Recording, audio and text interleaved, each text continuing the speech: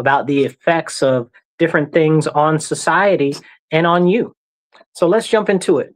Hello, everybody out there in radio land and online. Thank you for tuning into The Divide with Marcus C. Williams. We are here in your ear having those conversations that you need to hear. You're listening to us on WRFZ 106.3 FM. We are the number one conservative radio talk show in all of New York State. Let's make it all of the world. Make sure you hit that follow, hit that like button. Every like helps a lot. Every share helps a lot. And it doesn't cost you anything to share. So just hit that thumbs up button real quick and we'll get into it. So as we have these conversations about what's going on in the world and across the nation, let's talk about what's on the tip of everybody's tongue internationally, and then we'll bring it back home. So internationally, we just toppled a whole government. Like bing, bang, boom, U.S. is in the room. Okay, we just took out the president of Venezuela, Nicolas Maduro. And, you know, everybody's been complaining about him for some years after he took over for Hugo Chavez, who implemented socialism and communism in actual Venezuela. So when people are like, oh, there's no socialism, there's no communism, there most certainly is. And it's right here in our own backyard in Venezuela.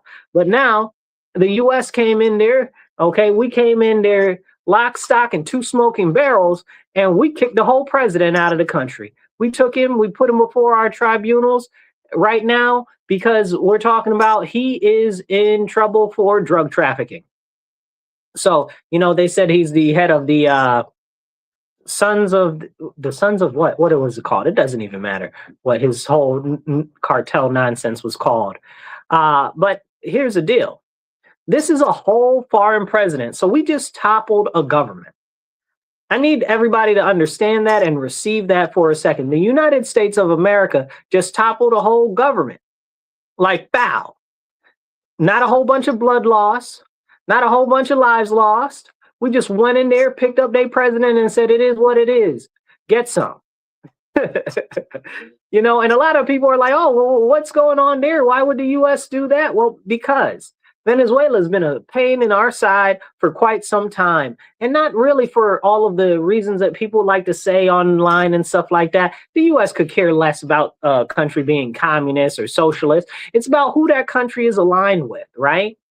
It's about who they're dealing with in that country that's actually in odds with the United States and our philosophy and what we want to bring to the world. I see some people out there watching. Who's out there? Oh, hey, I see you listening to me on the radio in the car. All right. Pop you up there. All right, you guys, share this out. So as we talk about what's going on in Venezuela, we have to mention that Venezuela for years has been tied into different countries like Russia and China, and we need to put that out there. Russia and China really matter when it comes to the Southern Hemisphere. You know, this is why we really went into Venezuela. It's not so much about the drugs. It's not so much about the oil, but it's about China and Russia being right in our backyard. About 30 minutes from launching a missile right to hit Miami, they could. You know, hit the like button, hit the share button, get this out there. So as we talk about this, we have to bring in the whole geopolitical concept of what's happening and what happened. So let's start through it real quick. We're going to breeze through it. First, when Hugo Chavez took over Venezuela, he was a bad man. And he basically implemented socialism, which the country had never seen before on such a scale. And it really, really, really tore up their country bad. And what happened was all the industries went from being private. Venezuela went from being a big I guess you would say, multi-continent superpower, you know, as far as finance goes, to being not worth a lick of spit in a couple of years. And who suffered? The people of Venezuela suffered. And the people of Venezuela suffered really bad. And the gangs grew because, you know, when people start seeing suffering and pain and stuff like that, they got to figure out some way to make them feel more empowered. So gangs took over. You know, you had all of these different other militant groups take over different parts of the country and stuff like that. A lot of them were pushed and supporting Hugo Chavez. Then we move into Maduro, and Maduro is his successor. You know, we tried to kill Maduro a couple years ago. We tried to blow him up with drones. It did not quite work. Like little baby drones, like the ones that you see on the drone racers on the TV. Yeah, it didn't quite work. So that was interesting. But that also should be alarming, because if they could do it to him, who else could they do it to? They could get you real quick, right? You know, so that's something, and we'll talk about that a little later in the episode. But we have to talk about the fact that Venezuela is one of the richest resourced countries in the Southern Hemisphere. And well, what do you call it? The Western Hemisphere? I guess it's kind of both. It is both. But we have to talk about how Venezuela is so resource rich. And this is one of the benefits that Venezuela had going for them. It's not just that Venezuela had all of these different things for, oil, because, right, oil is always a big conversation when it comes to Venezuela. My biggest thing is you talk about the oil, but you don't talk about gold. Like, what? How do you talk about oil, but you don't talk about gold when Venezuela has one of the biggest gold deposits in the world? You know, like that is something that is worth mentioning when we're talking about Venezuela. More so over, I'd like to talk about where is Venezuela's actual gold? Like, who got a hold of that when we took over the country? Do we have that? Are we using Venezuela's gold to pay down our debt? And I'm talking about what was in the coffers of the capital, okay? I'm not talking about what's still in the ground. But we need to have these important conversations because nobody else is wanting to have them. You got the left talking about, look at the U.S. being imperial and going into another country. You got the right talking about, it's about the oil.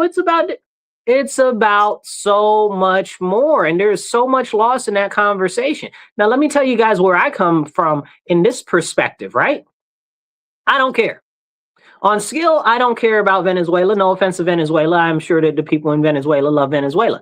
But I live in the United States of America. So if it's not helping the United States of America, I don't want nothing to do with it. And I definitely don't want our troops on the ground in a foreign nation so that our troops are being expended when the American people aren't getting anything. What are we getting for our troops being in Venezuela? You know, and this is why we need to have the full conversation, which isn't being had. The issue with Venezuela, again, it goes back to who else was getting and gaining influence in Venezuela. In Venezuela, we have I thank you for liking and subscribing. If you guys are watching, hit like, hit subscribe, and hit that share button. Every like and comment helps a lot. I'll pop your comment up on the screen. As we talk about Venezuela, we have to go back to the fact that they were beefing with us for a long time. Venezuela's been beefing with us. And they've ushered in a way and a door right in the back for China and for Russia. China has a plentiful amount of mineral contracts and mineral already mining going on in Venezuela. Venezuela is really, really resource rich. If you guys are on Substack, I just wrote a Substack about it. Search for my thing. It's Marcus C. Williams on Substack. You'll find me. But if we talk about this, the minerals there in Venezuela are largely minerals that you would need for any type of defense development, for any type of computer development, for anything like that. That is also very important. And if we're not talking about the minerals, we're not doing justice to the conversation. Look at how everything is going super high tech right now. And Venezuela is crazy, crazy mineral rich. But again, also the gold, right? Also a mineral, but we also need gold for computering, manufacturing, and stuff like that. So we can talk about that too. But if we're not talking about that, we are missing everything that's going on.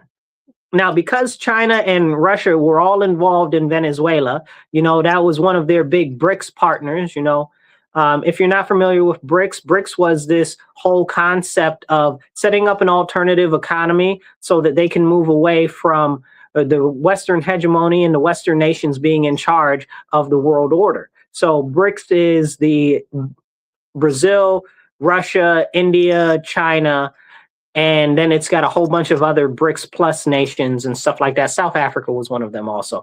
But also a whole bunch of other countries there. Now, one of their moves was to push for de-dollarization, where they all start to trade in other types of currency, and they were working on setting up a currency that was backed by gold. And if you look into the news over the last year or two, you'll see that China and Russia has taken back a lot of their gold back to their country. They've ramped up gold production and purchasing, and we need to see about that, as well as India and other countries, like I mentioned. So the whole point is to get away from the ever-looming shadow of the United States of America. And that's something that we as Americans need to be cognizant of, you know? I love America. It's my only country. I don't got another one. I'm not trying to find another one. This is where I live. This is the only country I care about. If all the other countries fell off the map tomorrow, I wouldn't bat an eye. No offense. Love everybody. But this is where I live, right? So I got to prioritize my home. I got to prioritize America, and I got to prioritize American interests, because that's what matters, because we are American, and people miss that. You know, so a whole bunch of people right now mad at what happened in Venezuela, talking about, oh, well, we are messing with the sovereignty of another nation. You absolutely are right. We 100% are. Okay. And if you know me, if you follow me for some time, I don't really like that concept. I don't think that we should be going into other countries. But if we are going to go into other countries, we need to be taking over the country. We need to be incorporating it into the United States of America. There's no reason for us to go take over Venezuela and then give it back to some loopy-loo woman that's all tied into affairs with Israel. Why would we do that? Why would we do that? Trump's like, oh, we're going to be in charge of Venezuela until we can transition to government. Why do I want you to transition to government? We just took over a country. Why are we not incorporating it in the United States of America? Make it make sense to me. Look at all of the other issues that we've had. And this is for this, you got to go back a little bit in history. Okay. But in the history of South and Central America and the United States tied in there, we always down there toppling some government that we already had put into power, or it's our problem that they came to power to begin with. You know, Nicaragua, Panama, Cuba. Cuba used to be part of the United States. A lot of people don't know that. Cuba used to be part of the United States, and I definitely want Cuba back. Cuba and the Philippines. But we owe the Philippines an apology, because we didn't treat them so right when we had them. My bad, Philippines. I wasn't alive then. If it was me, it'd be a different story. Y'all can come back home when y'all ready. Okay, we'll give you full statehood and everything. See, a lot of this is about territorial acquisition when we talk to military strategy on paper, right? Venezuela is right in a mining-rich area. It's right in a oil-rich area, and it's right next to Guyana. Okay, Guyana is super, super oil-rich and wealthy, which is worth a whole conversation at some other time, because Guyana's got its whole own thing going on there. If you guys aren't familiar with Guyana, I'd encourage you to go look it up. Weird and different and unusual. The Indians are a small population. I'm talking red dot, not feather. The Indians are a small population there, but they run like the whole government. They done subjugated all the darkies and all types of other crazy nonsense. Just the whole history of Guyana is like, wow. Like you gotta go look it up. But anyway, Guyana is oil rich also. So they just found some more oil off the coast. Okay. And they're looking to drill there and get some more oil over there. And what also happened is during Maduro's time in office, not even less than a year ago, he said that he was going to invade Guyana and force annex part of Guyana, because he says that that's part of Venezuela's territory, when really it was about the resources in the area. And again, I'd say resources because it's not just the oil, but it is also oil. We can't negate the fact that oil does have something to do with it, but there's a lot of other stuff tied into it. So I don't want people to just fall flat on their face and focus on that. Now, this was a very serious issue. Okay, not just the possible takeover and annexation of part of Guyana, not just because of the fact that it's a sovereign nation, but because of the fact that the U.S. has deep ties into oil production and forestry and other industries over there. And so does Israel. Israel has a lot of contracts with Guyana, which nobody ever talks about, because Israel is all up and down through South and Central America and is actually behind a lot of these different destabilizations and the governments and stuff like that that's going on down there. But we can't talk about that because nobody pays enough close attention, and everybody views Israel as some small, teeny tiny thing, and they don't realize how powerful and, honestly, excuse the affirmer, bad behind Israel is. Mossad is 10 times better than the CIA. No offense to the CIA. I'm sure you're listening, but they're 10 times better at that. And they have only one interest. That is the interest of their own nation, which is exactly where the United States needs to get. We need to get like that. Israel only cares about Israel. How come the United States doesn't care about the United States like Israel cares about Israel? We should be on that wave too. Later for you and all your other countries. And if you feel some type of way about what the U.S. does, or if you're not here to help us, get out, but these are the conversations that we don't have. And I've done other episodes and stuff before, and I've told you time and time again, Israel is using the U.S. as a mercenary force to push a lot of the stuff and its agenda, and people don't want to have those conversations. Hey, I see you out there. Appreciate you tuning in. Please make sure you guys are liking and subscribing. So Israel is pushing a lot of the stuff that the U.S. is doing, including in South and Central America, like what we just saw in Venezuela. Do you know who's taking all of the contracts down there right now? Israel's taking all of the defense contracts down there, down in Venezuela, down in Guyana. Like, we really need to be paying attention to what's going on. And I know people are like, oh, well, Israel is our ally. Israel is our ally. So is India. So is England. So is Australia. But we're not going to tolerate any of these other countries getting all of these different contracts for surveillance and drone networks and all of this data collection and stuff in any other nation nearby us. Why so for Israel then? Again, we need to be prioritizing the United States and America's interests. I appreciate that Israel cares about Israel and wants to expand for the sake of Israel, but we need to be focused on ourselves and where the expansion helps us, because they're not trying to help us. Israel's not caring about the U.S. They don't care a lick of spit about the U.S. unless it comes to getting U.S. money, and that is a straight fact. And again, I'm not mad at them for that. You understand? Because if they can get it, they can get it. But this also goes back to lobbying and foreign interests being inside our country, inside our halls of power, inside the Senate, inside the House of Representatives. And at some point, we need to have a very serious conversation on that. And these people need to be systematically eliminated from participating in our government because they're moving our country all willy-nilly here and there just for their own benefit. Now, let's get back into the Venezuela thing a little bit more, okay? Because what we have is a regional issue down there, right? As you guys know, you've got Cuba. Cuba is socialist. That's a problem. As you know, we just pardoned Honduras's, ex-president who was here. We had him on some narco charges, I guess. We got the whole thing in Brazil. Brazil is its own whole thing, tits up. That guy in there in Brazil is a socialist also. So that, he was arrested for fraud. You understand what I'm saying? Then they let him out, and Bolsonaro and them were accusing him of election rigging and stuff like that, and oppression of the people and fraud. And then he was like, oh, no, that didn't possibly happen. Well, the man is a fraudster. He's a known fraudster, and we know he's a fraudster because he was in prison for fraud. Like, what? When he was president? Like, this is the crazy nonsense. So we need to have those conversations, and it's important. Yes, if you guys wanted to, somebody asked how can they work the Cash App. You guys can just go, if you have Cash App, you can just do $MW Real, the number 1. That's $MW Real 1. If you want to do Cash App, we also have Venmo and PayPal, and you can do that, and that would be Marcus C. Williams on Venmo or PayPal. So these type of things are important to have these important conversations about.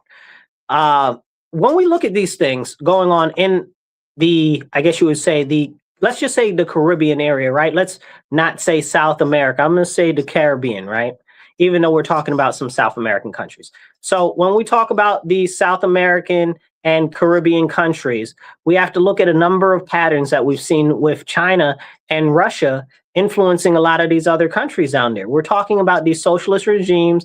We're talking about Venezuela. We're talking about Cuba. We're talking about Brazil. We're talking about what's going on in Honduras. We're talking about what's going on in all of these other places. And we need to understand that it's all connected. And at the end of the day, it all goes back to China. A lot of these connections go back to China. Okay.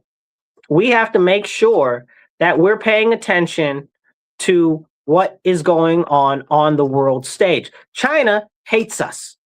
Point blank, period. There's no ands, ifs, or buts about it.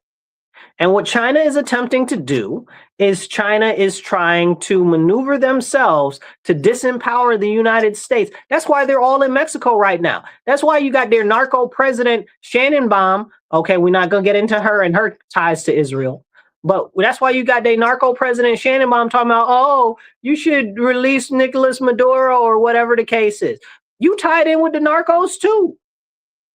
Okay, don't play in our face. 130 something other people that were running for president in Mexico mysteriously died so that you could be president.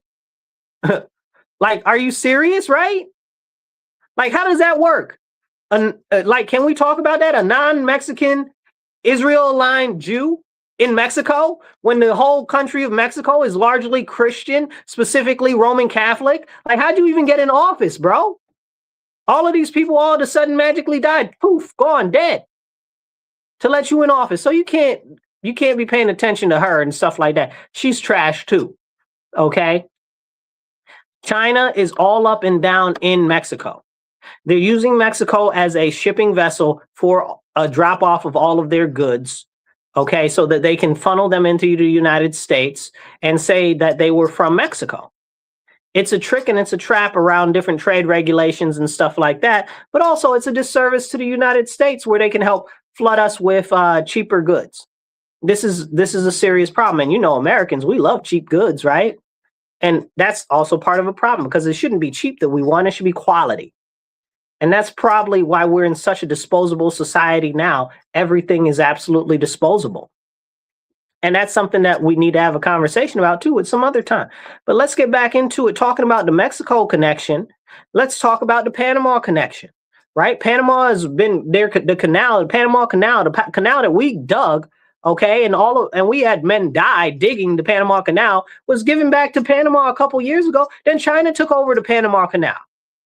What type of chicanery and nonsense is that? That's not okay. That's not okay at all. So the U.S. has been going back and forth with Panama, and we trying to take the Panama Canal back. But now they're putting in place BlackRock as a group that's going to administer the Panama Canal. Again, this corporatist nonsense. Okay, hedge funds and all this trash. And how does it benefit the American people? See, this is what we have to have the conversation about because it's a much wider conversation than most people put together. Hit that like button, hit that share button, get this message out there. Let's have this conversation. If you want to be part of the conversation, drop a comment below and we will put it up on the screen. You guys know it's very, very, very important to talk about all of these issues because we talked about Mexico, we talked about Venezuela. What about Honduras, right? What's going on in Honduras? What's going on in Nicaragua? Let's touch on Nicaragua for a moment. So if you guys know a little bit, Nicaragua, I don't know if I should say used to control a good portion of influence in Nicaragua, but it kind of fell off. We went into Nicaragua and we took over the country again. Like same way we did Venezuela. We dropped a whole bunch of paratroopers down there on Noriega's head. Okay. And Noriega, I mean, gosh, you guys got to watch. I think they did like a quasi documentary on Noriega. What do you call those? Like embellished, a little bit embellished, like stylized, right? Stylized movies about Noriega. I think it was on HBO. I think it was called God's Favorite. I mean, when you see how many times Noriega survived ambushes, assaults, attacks, and getting pushed out of government, you really had some favorability there, like for real. But that aside, we went in there because, again, it was about drugs, right? Allegedly. But a lot of what's going on is about geopolitical control. And we need to be very attentive to that issue. because geopolitics really matters. With China running into Nicaragua right now, with Russia running into Nicaragua right now, specifically China trying to build a whole nother, I guess you want to call it, canal situation there. You can go look that up. And it's failed now, but they tried to build a whole nother canal down there, and that was a whole big deal. And it didn't work. And it didn't work because the whole intention was for it to work, but it was more so for them to funnel money into projects into Nicaragua so it could be put into the pockets of different individuals and stuff like that and be used as a giant money laundering operation for billions and billions of dollars. So that's something that we need to have a conversation about. Stephen, I see you there, Stephen.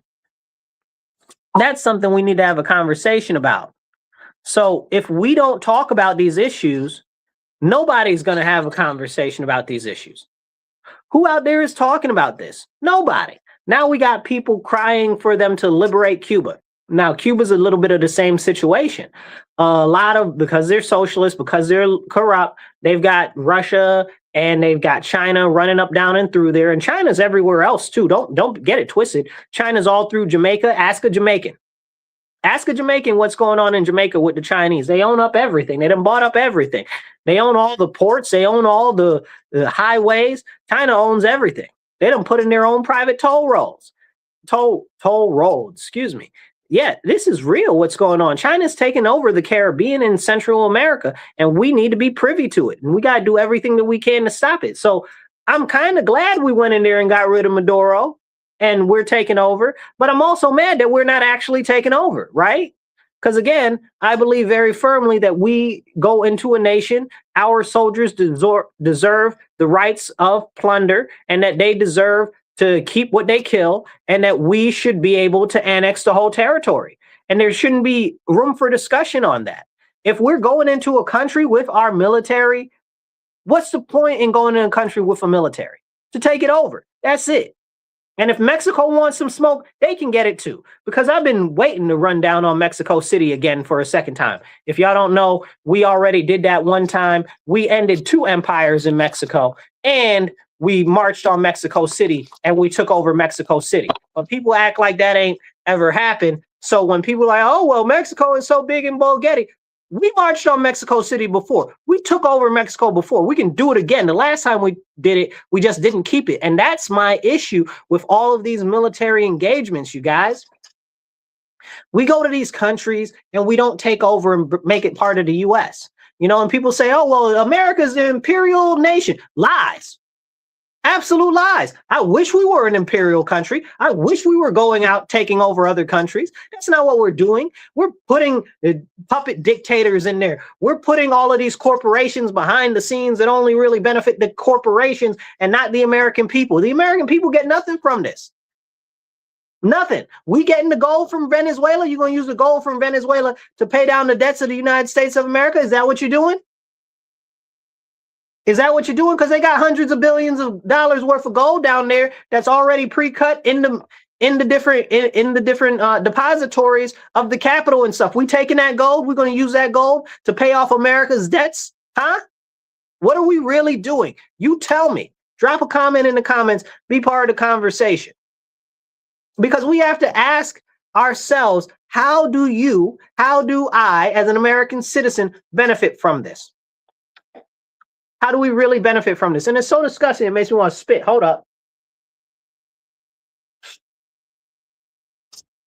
And this is real. This is real. This is why we need to have these conversations. Because if we don't, nobody is going to.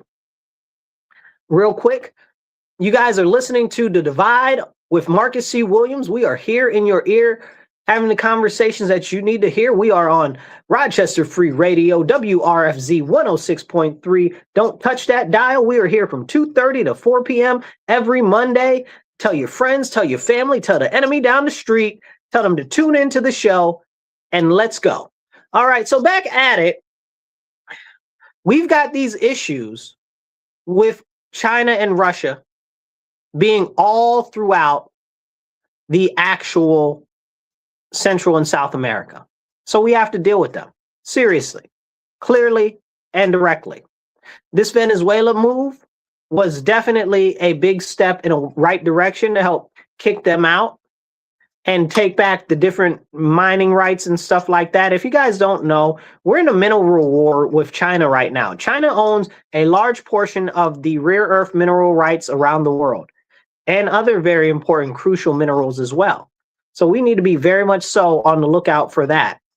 One of the reasons why Israel is so invested in Central and South America is partially because there's a lot of resources there that Israel needs. Again, Israel doesn't have access to a lot of other resources from around the world as well. A lot of places don't deal with Israel at all. That's another part of what's going on to this stuff that's going on in Nigeria, but we're not really going to talk about Nigeria today. But that's a lot going on over there. That's Israel's all in Nigeria too. Why is Israel in Nigeria? This is a good question. We need to have that question. Why is Israel in Nigeria? Why is Netanyahu out here talking about, oh, well, we're going to help the Christians, and they don't care about Christians. They don't. They never have. They barely care about any Jews that aren't European Jews.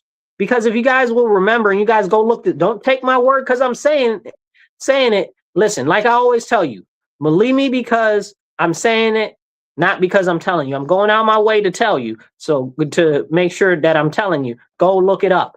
Israel forced sterilized thousands of Ethiopian Jews because they didn't want them to have a set population in Israel as a nation. Make that make sense to me. Okay? So when we have these important conversations, we have to understand that they're only out for themselves in a specific subgroup they're in. But that's why they're talking about they want to go into Nigeria now. And again, the U.S. bombed over there. So what's going on over there? More questions. It's about influence, and it's about what's going on internationally because there's a lot of Russia going on over there in that region. That's another conversation. But let's get back over here to our side of the pond, okay, and get back to talking about the other countries down there. All of these countries in South and Central America are getting linked up with China. Many of them have taken part in the Belt and Road Initiative. We've talked about that before. Go look it up.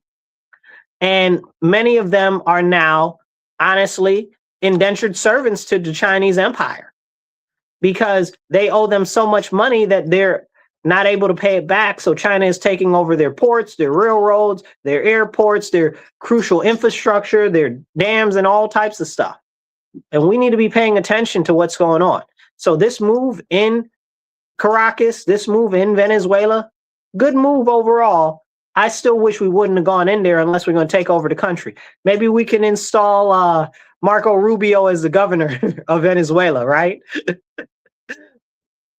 I joke, but I'm also serious. I'm 100% serious. Like, if we're not annexing Venezuela, we're not doing right by the American people. Now, I see a whole bunch of people clamoring for us to do something about Cuba. And if you guys aren't familiar with what's been going on in Cuba, just a couple months ago, maybe about 2 months ago, not too long even, Cuba just made it so that the US dollar can be used in Cuba. And, you know, those imperialist dogs, America, we can't deal with them. We won't do anything with America. Well, now you're using the American dollar. How's that taste? It tastes a little bit harsh in your mouth. How you feel now, Cuba? You know? Anyway, like I said, I want Cuba to be part of the United States again. We should have never gave up Cuba. Never gave up Cuba. That was the dumbest thing we ever did. Right up there again with the Philippines. Philippines, I love y'all. Y'all come home, okay? We want y'all back. Now, if you guys have any questions on why I feel that we need these other countries, specifically Cuba and the Philippines, because, again, we're at war with China and Russia. Okay, Russia to a much lesser extent. Really, we're more at war with the European Union and the UN than we are with Russia, but that's a whole nother conversation. But the territory and the resources of these other nations are very important, but also their strategic places. Like the Philippines, we need the Philippines for war with China. We're going to war with China. It's not going to happen unless the Chinese communist regime magically disintegrates. Like, that would be an act of God. Like, like not even all of the usurpation, all of the CIA, all of the Mossad. Like, it's not gonna happen. They're not gonna do it. Okay, like, but if it were to happen and we were to be able to see the collapse of the Communist Party, that'd be fantastic. But the fact of the matter is most likely we're going to open firing war with China. So we need the Philippines. We need Cuba, especially the fact that Cuba's got all these extra missiles and stuff and bases for China and Russia on there right now. And we're not about to have that. We're not about to have that. We don't need China to have any type of a gateway, a doorway, a corridor. I don't need them to have a peephole into the interior of the Caribbean. You know, like this is real, like, and it has real impacts, and we need to understand that. So as we tie up this whole conversation about the geopolitical moves that we've got going on in South and Central America, I want to make it very clear. Okay. I know a lot of people are happy that we got rid of Maduro, but the question is, how is that going to benefit you as a everyday American citizen? Are we getting their gold? Is the United States taking their gold to pay down America's debt? Have they taken their gold? And I'm not talking about the gold for the mines. I'm talking about the actual gold that they have in their depositories. Are we taking their gold and giving everybody from the US a little bit? Is that what we're doing? I don't see that. Are we annexing their country to incorporate them into our nation? I don't see that either. We should be, but we got all of these corporations running wild down there. Now, a part of what happened in Venezuela, why we ended up tearing them up and turning them over, is very similar to Libya, okay? And again, don't believe me because I'm saying it. Believe me because I'm going out my way to tell you. Go look it up. What happened in Libya, we're going to connect these dots here. What happened in Libya was not because, oh, Gaddafi bad, Gaddafi mean. No, Gaddafi said that, well, let me go back a step. Gaddafi gave some of his money, I forget how many, there's billions and billions of dollars, he gave to, what do you call them? Goldman Sachs, right? And Goldman Sachs lost all his money. The money was supposed to be put in low volatility stocks. And what did they do? Put them in high volatility stocks, and they lost all the money. They lost all of the money. And this is I see you there. I'm going to comment on that in a second. And they lost all of Gaddafi's money. And Gaddafi's treasury minister told the Goldman Sachs people, he said, listen, either you guys give us our money back because you scammed us, or we're going to put you down like dirty dogs. They didn't say that. I'm on air. I just want to make sure that I'm being all right and safe with my language. So they said, we're going to get rid of you. And then what happened? Not more than a month after they said they threatened Goldman Sachs, the U.S. was all in there. Why was the U.S. all in Libya? Why did we topple Libya because of that? Yes, there were a bunch of other knock-on reasons about it, but really it was because of Goldman Sachs. Goldman Sachs said that they would pull all the funding because they fund both sides, the Democrats, Republicans, and everything. And they were really deep in bed with Barack Obama and Hillary Clinton, but also all the Republicans too. This is not an unknown.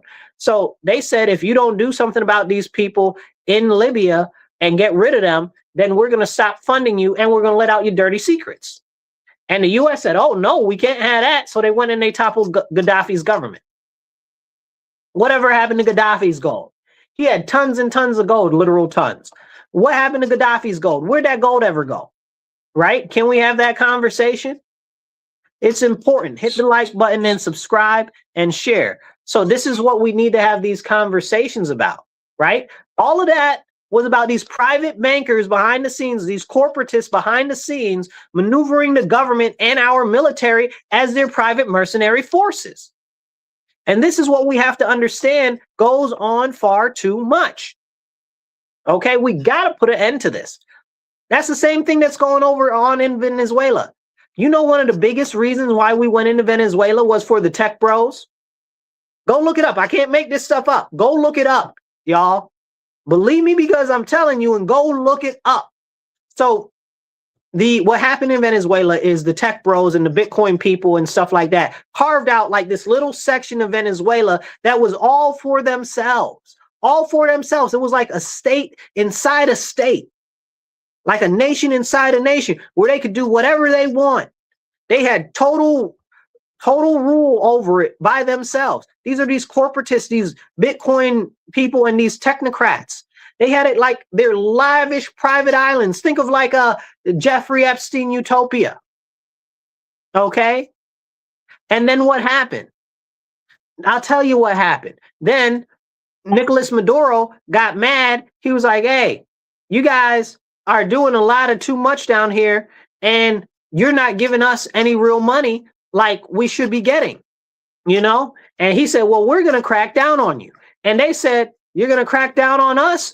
Oh, whoa, whoa, whoa, don't do that, don't do that. And what they do? They went and they complained to the U.S. They complained to the U.S. And if you look, most of these tech people and Bitcoin people are all up in the previous administration, all up in the current administration, and they was all up over everything, okay? Because these are the people who are putting the money behind the scenes that are influencing all of our national policy and what gets done. Okay, so that is another thing going on with the Venezuela stuff. The tech bros wanted their whole own private area, and Maduro was going to take it away from them. He was actively taking it away from them and reining them in, and they were not happy about it. So just like they did in Libya with Gaddafi, okay, and Goldman Sachs, the tech bros did in Venezuela. They said, we got to get rid of this dictator, so let us push our money around in Congress and make it happen. And that's what happened.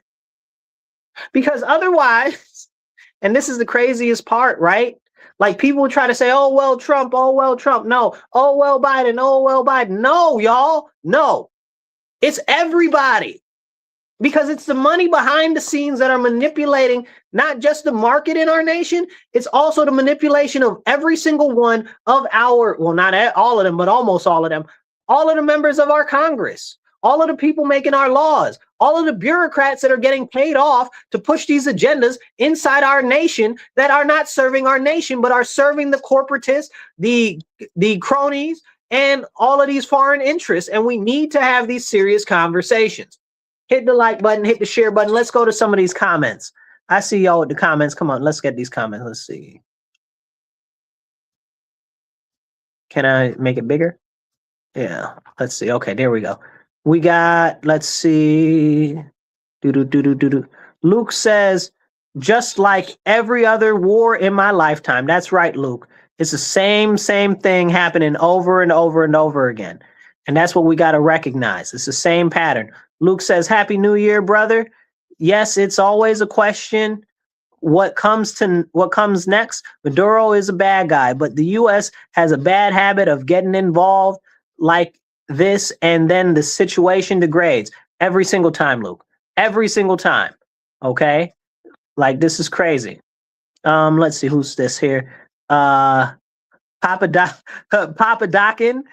If you guys know who Papa Doc is he was a dictator in Haiti, so that's funny that this is this guy's name.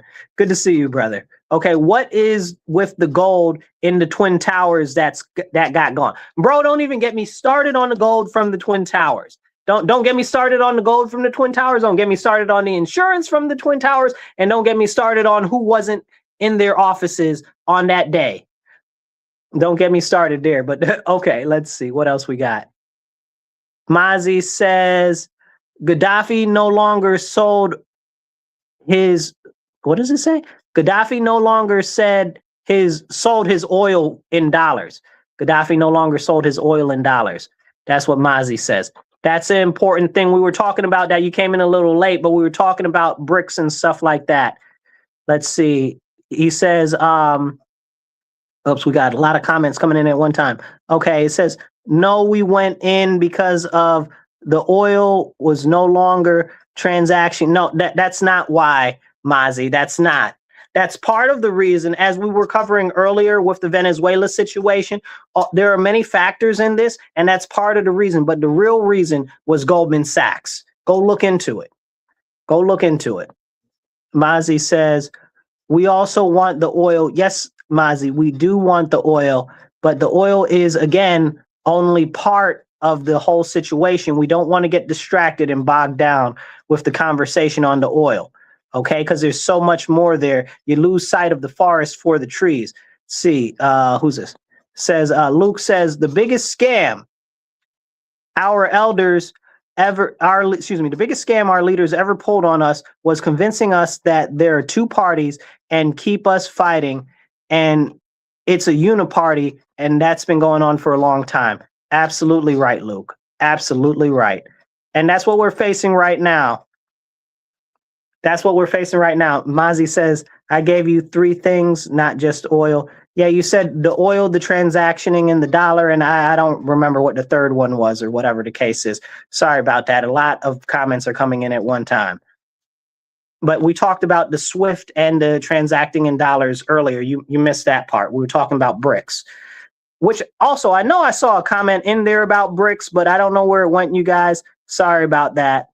Okay, so let's jump back into it. If you want to be part of the conversation, drop a comment below and we will pop you up in the screen and you can be part of the conversation.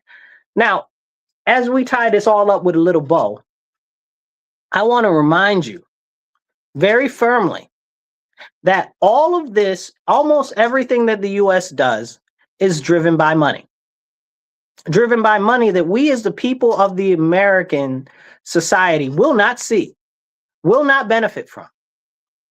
And I know it sounds like a lot, and it might be discouraging to know that there's a lot of money in government and stuff like that, and that's manipulating a lot of things. But where we can make a difference and actually start to make a real impact is locally, on the city level, on the county level, right here in our own backyards. That's where we can actually start to make a difference, okay? Talking about local and encouraging you guys to get active local is so important to me. I don't just talk about it, I am about it.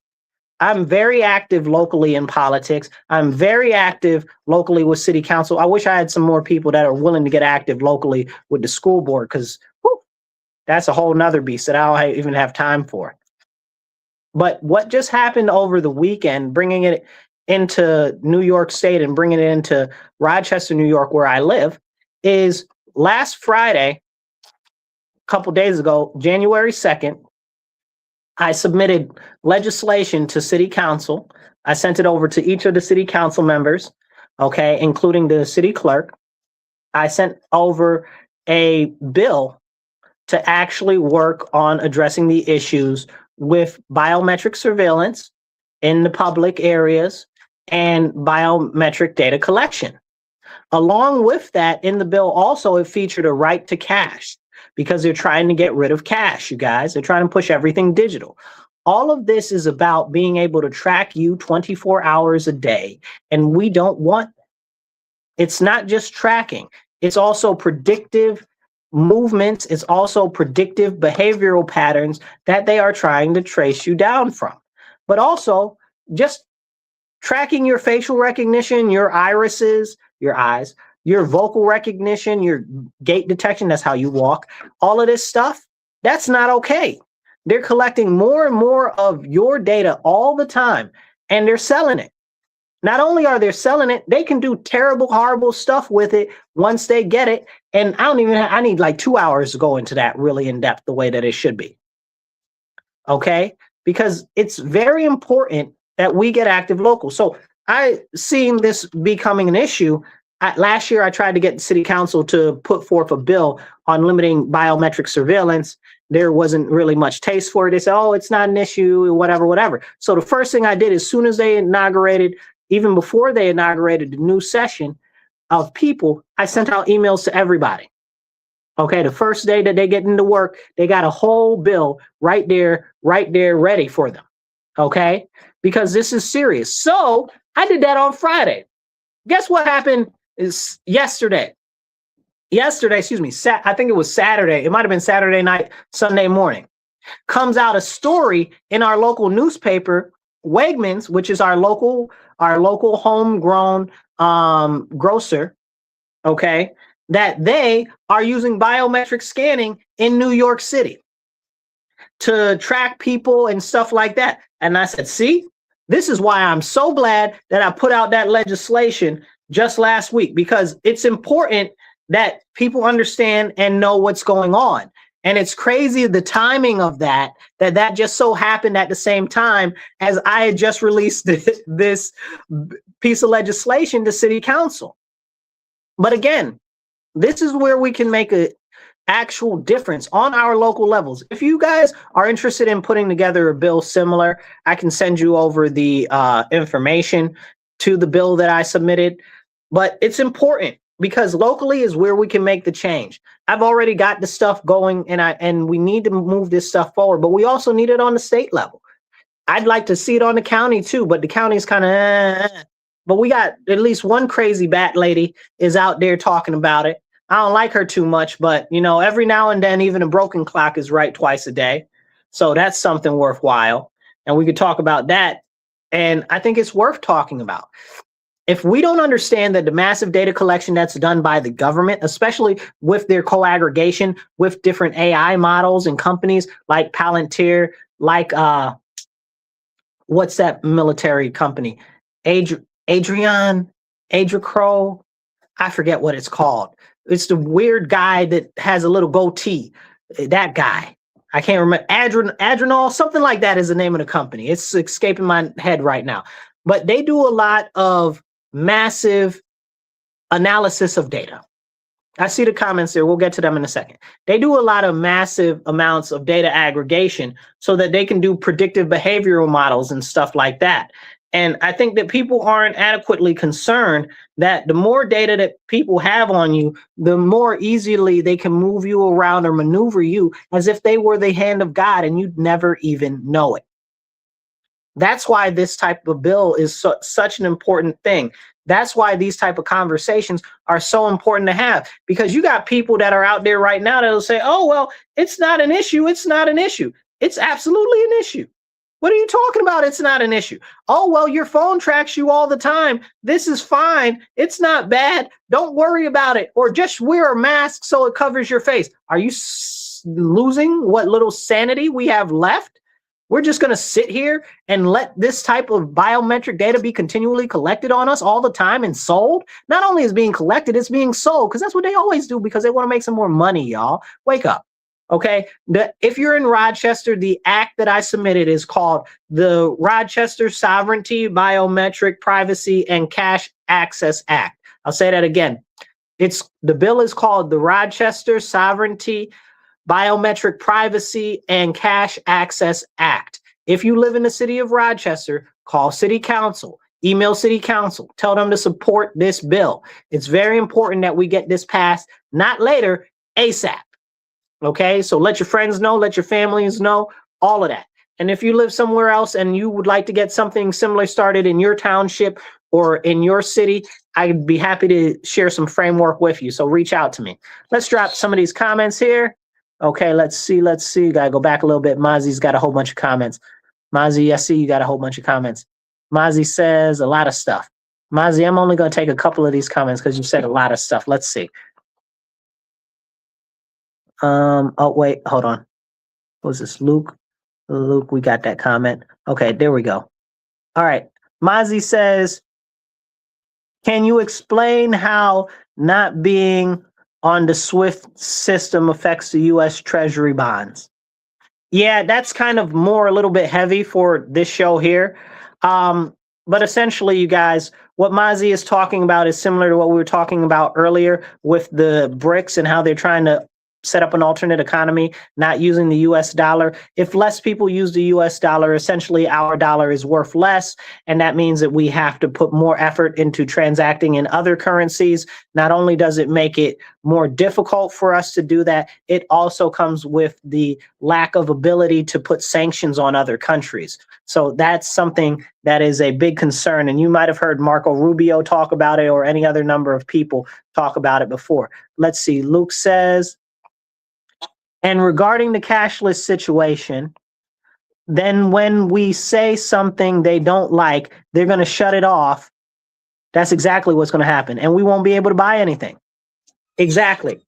And that's why we need this going on now, because they are pushing us to digital ID. They are pushing us to digital currency. And who controls the internet? The government.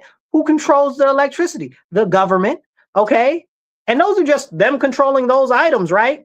Like if they have you on a digital credit system, if they have you using digital ID, if they have you using all of these different things that are controlled directly through the government, Just like Mozzie was talking about the SWIFT system, it'll be just like that. If they don't like something that you said, they'll shut you down. They'll shut you down real quick. We saw something similar happen during January 6th. We saw something similar happen during the Canadian protests in Ottawa with the trucker protests, which were extremely peaceful. No violence, nothing destroyed, nothing broken, none of that. And they were shutting off people's bank accounts and cards that were in all the way on the other side of the country in British Columbia that donated $5 to help support the truckers that were doing the protest. That's happening here in America too, you guys. We look at what happened during January 6th and how they shut down so many of their accounts and stuff like that.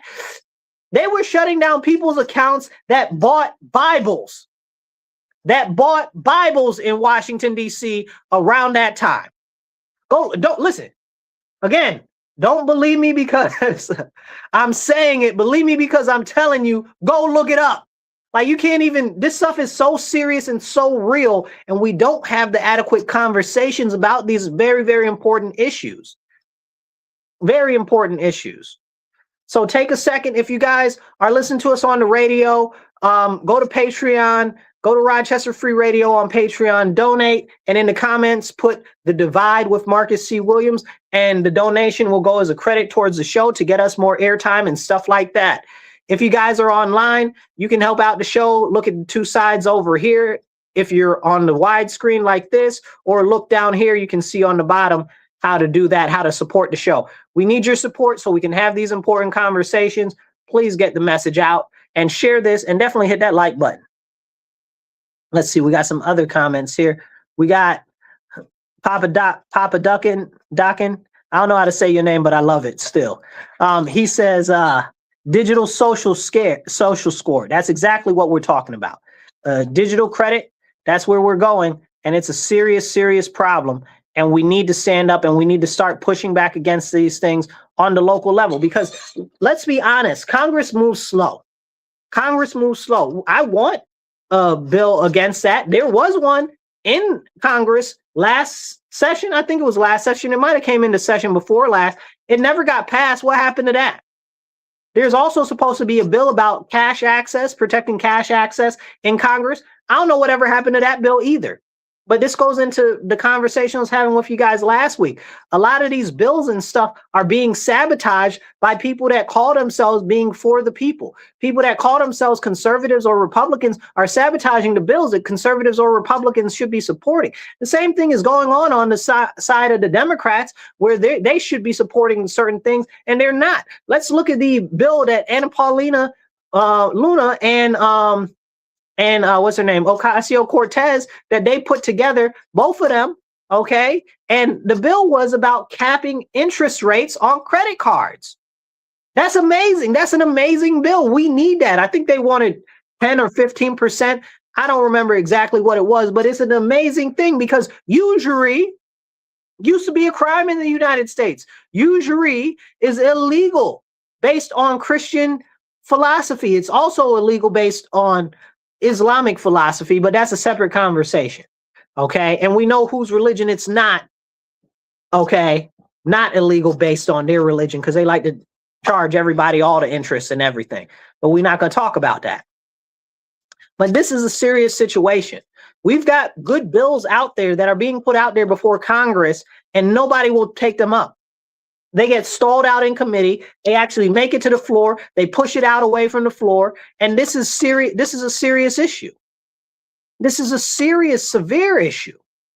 And we need to talk about it. That's why I encourage you, start putting this legislation forward locally.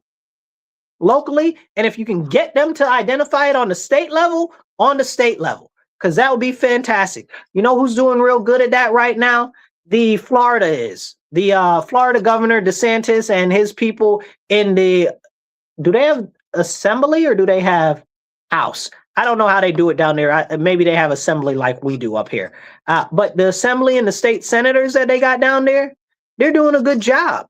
They put through a whole bunch of legislation. I saw them do something about keeping cash as legal tender. I don't know if that went through, but I did see them ending property tax. That's fantastic. I wish we could get a property tax bill here passed like that, because you should not have to pay property tax. That's kind of crazy. If you purchase it, now you got to rent it back from the government forever, eternally. That's insane.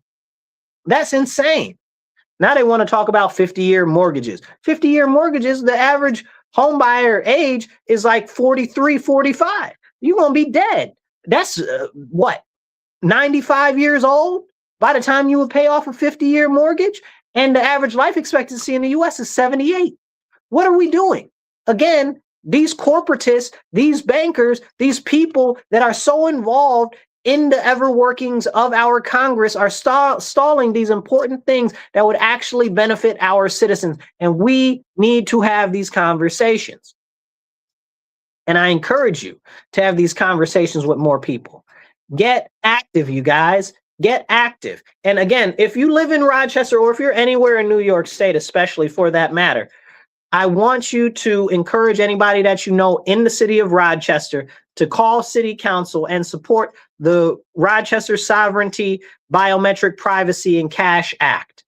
I submitted it last Friday. It's there. Please encourage them. Call City Council, email City Council in Rochester. Tell them you support this bill. You want them to support it. It's very important. It's very important. I'd love to get this bill passed in the next month. By February, I'd love to have the bill passed. You know, one of the first initiations of one of the first bills. Listen, I'd be as happy as a cat with a ball of yarn. You understand what I'm saying? That we actually did something to protect our citizens for a change. Because far too often our citizens are left behind, our citizens are overlooked, and nobody cares about us. Again, largely it's the corporations, it's the private interests, it's the foreign interests that are all in and out of our government that are doing everything that they can to substantiate themselves, not the American people. Not us, not you, not me, not any of us. And this is why we have to be very attentive to what's going on. It's also why we must take a stand now. And I can't stand, and I'm going to get on a whole bunch of people. Somebody going to be real mad and feelings going to be real hurt right now. But I can't stand none of y'all that be out there like, oh, well, your phone tracks you all the time, so we shouldn't worry about it. You are a unfortunate, misguided soul, okay? Because when you say stuff like that, you don't really understand the direction that we're going in. Like Papa Duncan 299 said, it's going for a digital social credit score. That's the direction that we're going. And I remember being silenced talking about digital credit scores, talking about social credit scores, talking about central bank digital currency. And now all of that is right here. They've deplatformed me. They've blacklisted me. They've, shadow banned me about talking about these very issues, which are here right now. Because I talked about them a couple years before they were really on the edge of everybody's lips. The US already has digital currency that they're trying to push. New York State already has a digital ID they're trying to push. California already has a digital ID they're trying to push. You don't believe me? Go look it up. I'm trying to tell you. I'm not going to mislead you. Okay? I talk too much to tell people lies. That's for real. I done forgot what I was lying about. You know what I'm saying? Plus, you don't get any credibility for telling lies. I mean, honestly, you don't get much credibility for telling the truth nowadays. And I do get a lot of animus and stuff like that because I tell the truth so often and people don't like it. They can't deal with it. Because again, special interest, private interest. And largely, a lot of these people are out for themselves, so they don't really care. And it's so bad, it's disgusting. Make me want to spit. But this is why we got to get active and we can make a difference. It's got to be local, though. It's got to start local. In New York State, right now, we've got a governorship race where the Elise Stefanik, okay, who was the presumptive nominee for the GOP, just backed down. I don't know what's up with that. It seemed like she had a lot going on. That is very interesting. But she raised millions and millions of dollars, tens of millions of dollars. I wonder where that money will go now. I bet you it goes to the state GOP coffers, and the state GOP ain't got no money, and that's why they're getting it. But I got questions now. Was that the whole game against the people to begin with? They didn't expect to win very much, or they knew that something was coming for her. And they were like, oh, well, let's just get all the money we can and then give it to the state party. Because I was thinking about it and I'm like, she can't give it to the other guy, Bruce Blakeman. She can't give him the money. He can't get the money because of, campaign finance laws. So then where would the money go? Boom, it hit me. The only place it could possibly go is to GOP state. So hopefully they use that money to actually win some races in some places and invest some money into some places that they haven't been investing in, because we're losing all across the state and we shouldn't be losing like that.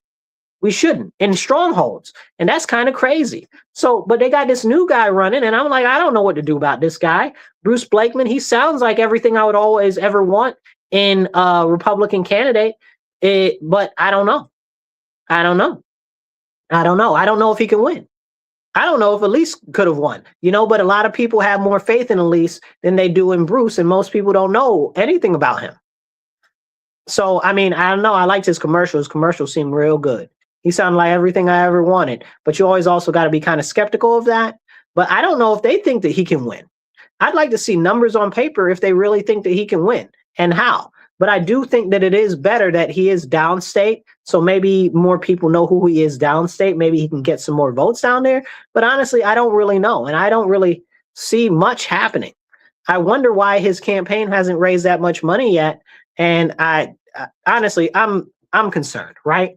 And then Kathy Hochul is supposed to be running against, I guess, Delgado, which I don't think Delgado is going to run. I think he's going to pull out. Okay. And I don't know who's going to be the lieutenant governor for the Democrats yet, but it won't be Delgado because Kathy's mad at him because he tried to screw her by talking about he's running against her. But who knows? Again, all of this could just be a play because politics is really dirty behind the scenes, and you got to always watch them because they're always up to something else and they're always conning you. It's very important that we have these conversations because, again, it's very, very important. Very important.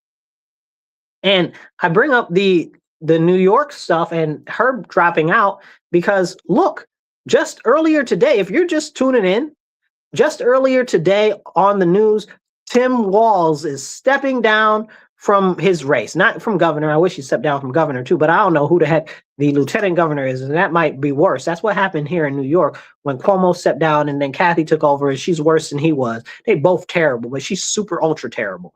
You know what I'm saying? But he's stepping down, so he's not going to run. Who's going to run for governor? It won't be Ilhan Omar. But no, seriously, who's going to run for governor now that he's not running? That'll be interesting. So they only got a couple weeks to decide who's going to run. So we'll see what happens out there. Keep your eye on Minnesota because that's going to be crazy. What would be really nice is I see all of these people in Congress now, and even what's her name? Kirsty Noem, and what's the attorney general name?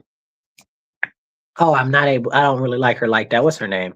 I wanted Matt Gaetz, by the way. I don't like her so much. This lady. What's her name? I can see her face. I don't know. Y'all know who the attorney general lady is. That lady. Her and Kirsty Noem and a number of other people have come out of the administration talking about, oh, yes, Jeanine Pirro also. And we've seen all of these people that are doing these election fraud things, and stuff is happening and going on, and we need to do something about it. And what? You going to do something about what? The election fraud? They're talking about 2020 and stuff like that. Y'all ain't done nothing yet. The statute of limitations is pretty much up for most of these things. What y'all going to do? You going to finally put somebody in prison when? When ain't nobody going to prison? Ain't nobody. I don't even know if anybody's really being prosecuted. But it sounds good. Same thing with the stuff in Minnesota. Anybody ever going to go to prison over all the fraud that just came up magically? This fraud's been going on for years. Anybody going to go to prison? Probably not. Probably not. But I want to go back to the fact that they're talking about all of these issues with the 2020 election and all of this fraud and stuff like that. When are they going to do something about it? When are they going to do something about it? Which brings me back full circle to Venezuela and the Smartmatic machines. Go look into that, Venezuela and the Smartmatic machines, okay? And all of the accusations of issues with them and whatever the other company was. Drop the name of the other machine company. It's slipping my mind right now. Domino. I think it's Domino. Whatever the company's name is, drop it in the comments. Y'all know the one I'm talking about. Domain, something like that. Y'all know who I'm talking about. Anyway, Dominion, there we go. That was the name. I got it. So Dominion, Smartmatic, all of those companies. And look into their ties with Venezuela. Again, I try to tell y'all about them tech bros. Y'all not trying to hear me though. Okay? A lot of real shady stuff is going on. So maybe we'll finally get some justice for what happened during the 2020 election. Okay, because a lot of that was very, very crazy. Like, I really want you guys to go back and look, because a lot of you are gonna be like, there wasn't no fraud or whatever. So the Democrats went from there's no fraud to there's some isolated fraud to there's not widespread fraud. You understand what I'm saying? So that's kind of crazy to me. But I want you to go back and watch the video of them putting up boxes on the polling places where they were in Philadelphia, and they weren't letting the poll watchers back in. Okay, I want you to go watch those videos because people act like this stuff didn't happen. I want you to go look up in California where they found those tens of thousands of ballots in a ravine that got dumped out of a mail truck. I want you to go look this stuff up. I want you to go look up that train that got derailed. I think that train was in Pennsylvania, I believe, too. That train that got derailed that had thousands of pre-filled ballots already. We need to have these serious conversations, you know? Again, the presidential stuff really bothers me little, but I am concerned about local and state level elections. If they're willing to do that for that, they'll do it for here. They'll do it for county. They'll do it for the state. They'll do it for local. They don't care. And they continue to get away with it and nobody does anything. You know, and then what's her name? What was the lady that got arrested for proving that the whole system was very flawed and Trump's trying to get her out of jail? I can't remember her name. Sorry, it's slipping my head right now. But that's something that's important too. Like, we've got all of these very serious, important things going on. And I don't know if there will ever be any resolution because nobody ever goes to prison. You know, after they found all that fraud in Minnesota, now New York State representatives that are Republicans are like, oh, well, because of that, we need a deep dive investigation into all of this stuff in New York State. Really? Really?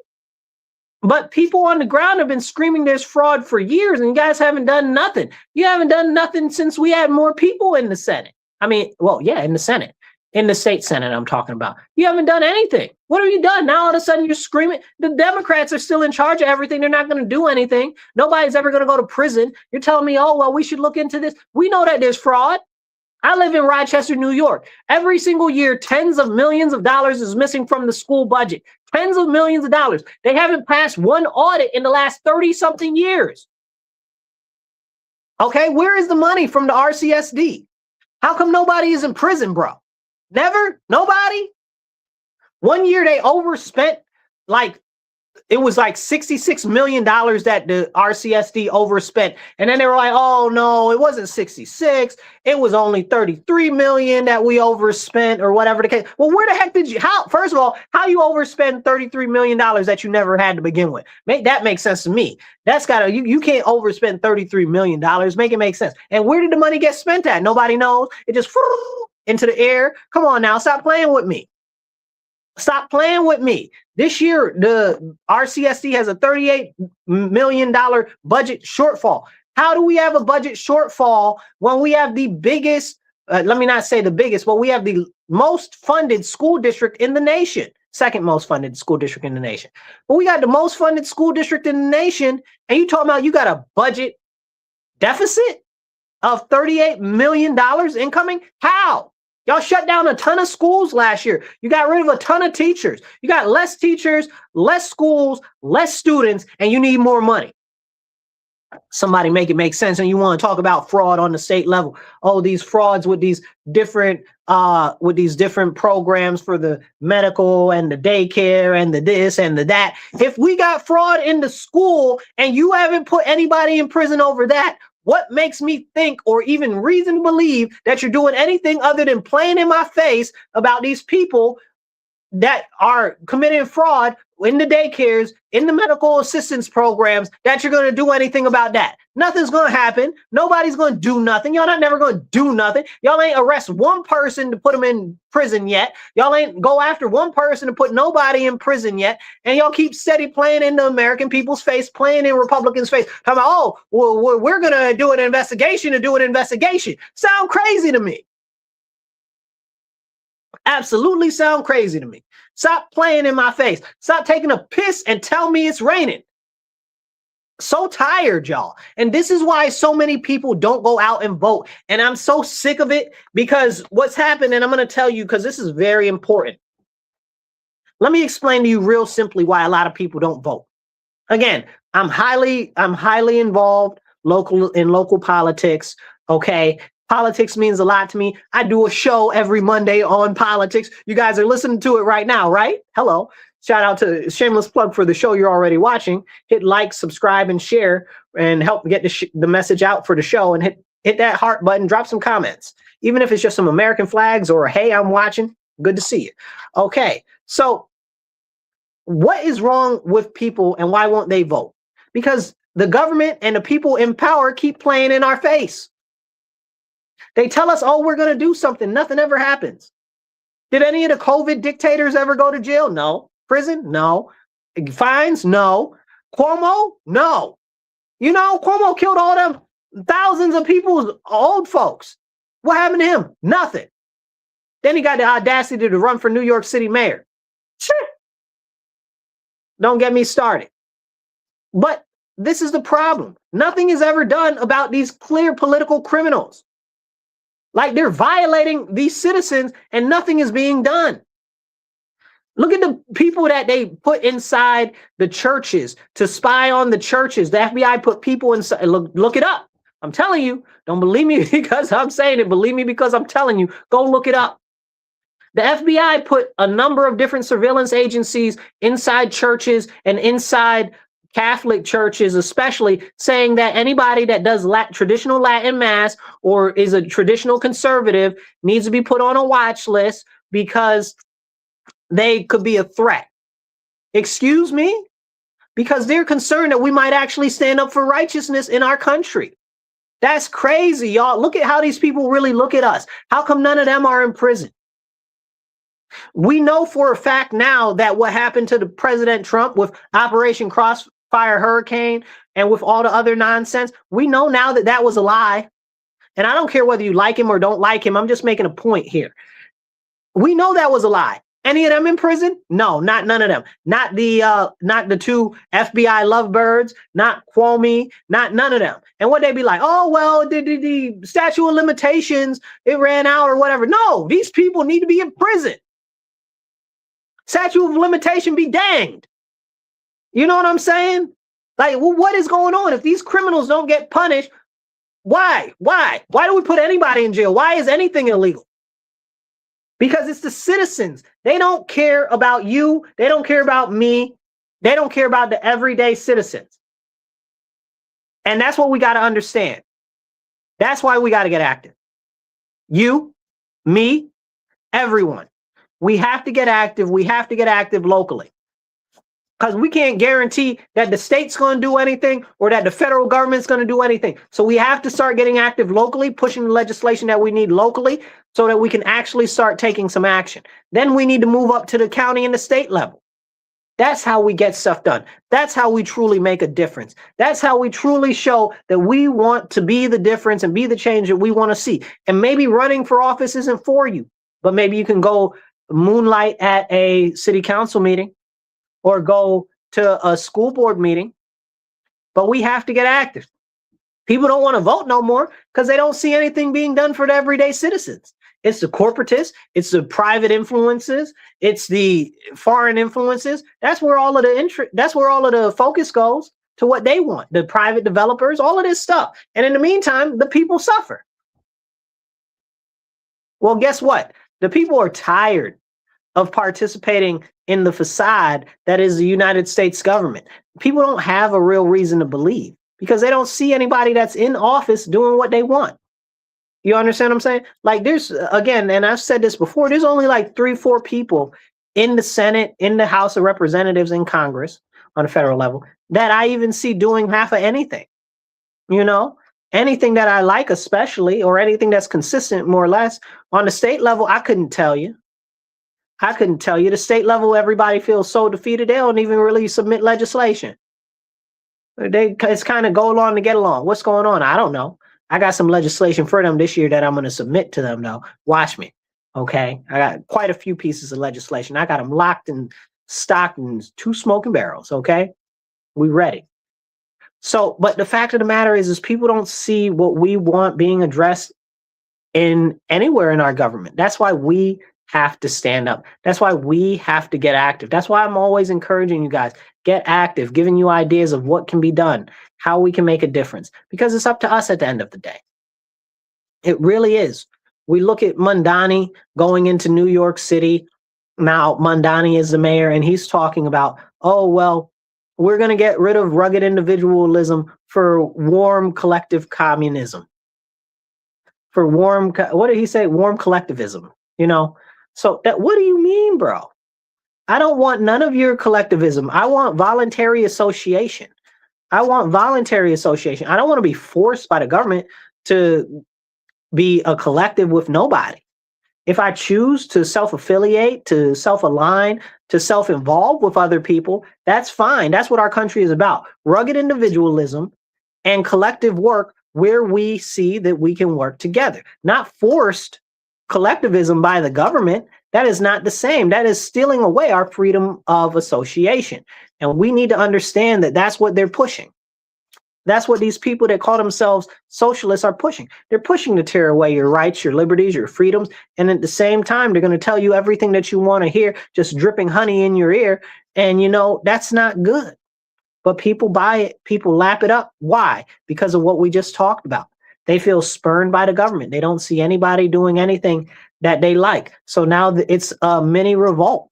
Honestly, that's what all this socialism and communism is about. It's a mini revolt against our form of government because they see that the corporatists, that the private interests, that the foreign interests are the ones who are really maneuvering everything behind the scenes. The only thing is they're the same ones maneuvering these things behind the scenes with these so-called communists and socialists. Come on now. A multimillionaire baby that's a crony, okay, that's never had a job in his life, okay, call himself half a rapper, okay, Mondani, gets to be the mayor of New York City and has never worked a real job. He went to the assembly, has proposed no bills, and as far as I can hear from people inside the assembly, nobody even really liked him like that. You guys, what are we doing as a nation? What are we doing?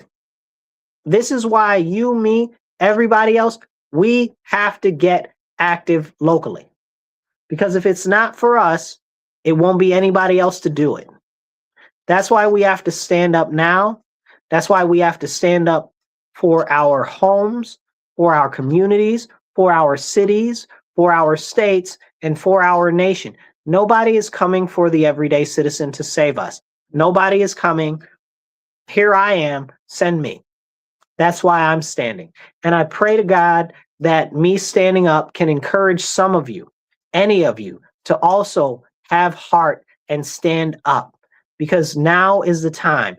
If not now, then when? Nobody's coming to save us. The time is now to take action, to stand up, to speak up, and don't shut up. You guys, thank you for tuning into the show today. This is The Divide with Marcus C. Williams. Please hit the like, share, subscribe. If you want to support the show and you're on the radio, go online to patreon.com and you can just type in Rochester Free Radio and then you can donate there and you can just put the Divide with Marcus C. Williams in the notes and it'll go as a credit towards our show. If you guys are online, right here on the sides of the screen, you can see us and how you can help the show, or right down below, depending on which format you are, you can see the information to help keep the show alive and going forward. But definitely share. Definitely share. We got to get these messages out there. We got to have the important conversations because nobody else is going to do it but us. And I'll tell you one last time in closing, Nobody's coming to save us. Ain't nobody coming out the ground. Ain't nobody coming out the sky. Ain't nobody coming in on a white horse. Okay? It is up to us to stand up and be accounted for. It is up to us to stand up for righteousness. And it is up to us to stand up for the Lord, our Father in heaven, and Jesus Christ, our Lord and Savior. Because if we don't, nobody will. And if you don't know Jesus, I encourage you, pray, ask to look upon the face of the Lord, ask him to show himself to you, that he is real, and may you have an encounter with the fire of God today. You guys be blessed and be well. Remember, stand up, speak up, and don't shut up. Take action.